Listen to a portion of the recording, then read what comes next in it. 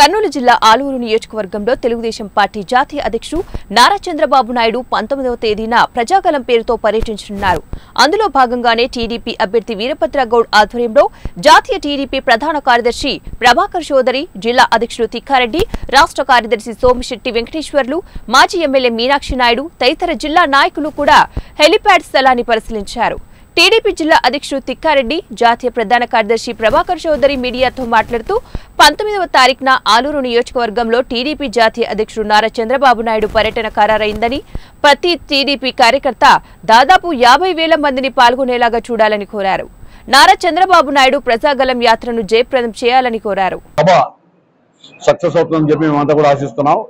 అందులో మరి ఈ యొక్క జిల్లాలో ఉన్నటువంటి వ్యక్తులు, లీడర్లు, అదేవిధంగా వివిధ నియోజకవర్గాల నుంచి కూడా చుట్టూ ఉన్నటువంటి వాళ్ళు కూడా పార్టీకి అంకిత భావంతో పనిచేసే వాళ్ళు కూడా అందరూ కూడా తరలిరావాల్సిందిగా వాళ్ళని కూడా కోరుకుంటూ ఈ యొక్క సభ జయప్రదం కావడానికి ప్రజలందరూ కూడా సహకరించాలని చెప్పి కోరుకుంటున్నాను.